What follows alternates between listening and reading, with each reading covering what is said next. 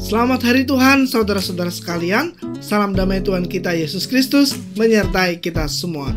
Saya sangat berbahagia kembali berjumpa dengan Anda sekalian di channel Heaven Word.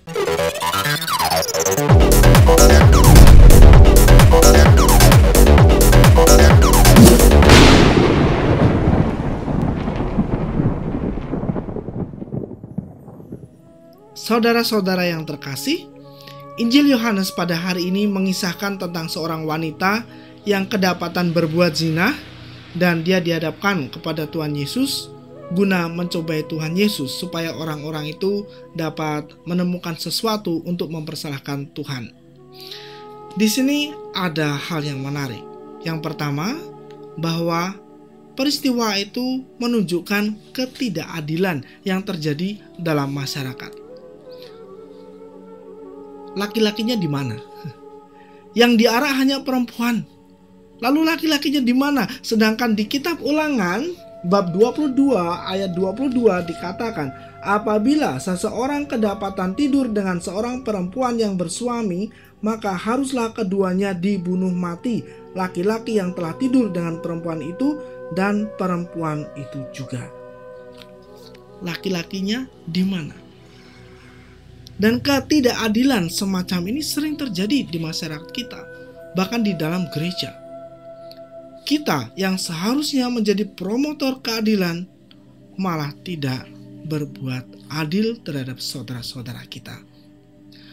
Kemudian yang berikutnya adalah pendapat bahwa ketika Tuhan Yesus tidak melakukan hukuman, dia dianggap tidak melakukan perintah Musa. Memang dalam perintah Musa tadi, dalam kitab suci, orang-orang yang kedapatan berbuat zina memang seharusnya dihukum mati. Itu yang dikatakan dalam kitab Taurat. Tetapi bukan berarti ketika Tuhan tidak menghukum mati, dia melanggar hukum Taurat. Tidak. Justru dia menyempurnakan hukum Taurat itu. Hukum Taurat tidaklah sempurna tanpa kasih pengampunan dari Allah. Dan Tuhan Yesus hari ini menunjukkan kasih Allah itu kepada kita semua melalui kisah perempuan yang berzina yang diampuni tadi. Luar biasa. Apalah artinya hukum tanpa adanya pengampunan? Kalau semuanya dihukum karena kesalahan kita yang adalah manusia, tanpa Allah menunjukkan kasih pengampunannya, kita mau jadi apa, saudara-saudaraku? Allah datang ke dunia ini menjadi manusia untuk apa? Mengampuni dosa manusia. Kalau kita ikut Ekaristi, ketika Romo mengangkat piala, inilah piala darahku, darah perjanjian baru dan kekal, yang ditumpahkan bagimu dan bagi banyak orang demi pengampunan dosa. Tuhan datang untuk mengampuni dosa manusia. Sadarkah kita bahwa kita adalah orang-orang yang diampuni? Jika kita adalah orang-orang yang diampuni, maka kita pertama-tama sadar akan keadaan diri kita yang penuh dengan dosa. Dan jika kita menyadari bahwa dosa-dosa kita telah diampuni, mengapa kita menghakimi orang lain? Saya salut dengan orang-orang yang tadinya mau melempar batu tetapi membatalkan karena mereka malu. Setelah Tuhan mengatakan, barang siapa di antara kamu tidak berdosa, hendaklah ia yang pertama melemparkan batu kepada perempuan ini. Mereka mundur satu persatu mulai dari yang tertua. Karena yang tertua paling banyak dosanya gitu ya. Jadi mereka menyadari dosa mereka masing-masing. Mereka menyadari bahwa mereka tidak pantas untuk menghakimi orang lain. Salut sebenarnya. Bagaimana dengan kita, saudara-saudaraku? Seringkali kita tidak menyadari dosa-dosa kita. Kita menjadi bebal. Ini paling bahaya. Bagaimana kalau kita tidak menyadari dosa-dosa kita, kita mau datang kepada Tuhan untuk meminta ampun? Tidak. Untuk datang kepada sakramen tobat saja kita mungkin malah berkata, "Loh, emang dosa-dosaku apa?" Ya. Karena apa? Kita tidak peka, kita tidak akrab dengan firman Tuhan, sehingga kita tidak mengerti diri kita sendiri. Dipikirnya, oh, kita baik-baik saja.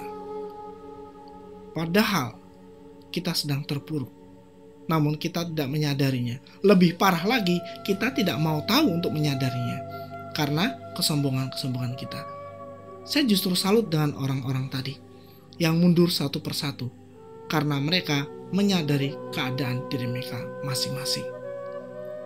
Saudara-saudaraku yang terkasih, kalau kita kurang peka terhadap diri kita sendiri, dengan begitu kita kurang peka bahwa kita adalah orang-orang yang telah diampuni Tuhan, maka kita akan mengalami kesulitan untuk mengampuni orang lain.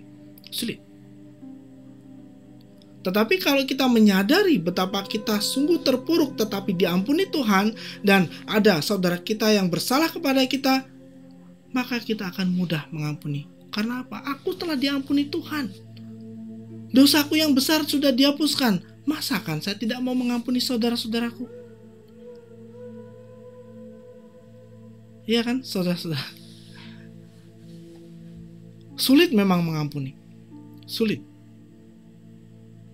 Tetapi kita perlu punya kerendahan hati untuk mengampuni.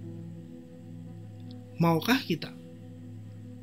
Ataukah kita masih kekeh, masih sombong, sehingga kita tidak mau mengampuni saudara-saudara kita? Ingat saudara-saudaraku, jika kita tidak mau mengampuni dosa orang, mengampuni kesalahan orang, maka Bapa kita di surga juga tidak akan mengampuni dosa-dosa kita. Mari kita renungkan baik-baik. Kita semua adalah orang-orang yang berdosa, namun kita harus saling mendukung satu sama lain. Saling mengampuni, saling mengingatkan, saling rendah hati satu sama lain. Tuhan Yesus mengasihi kita semua.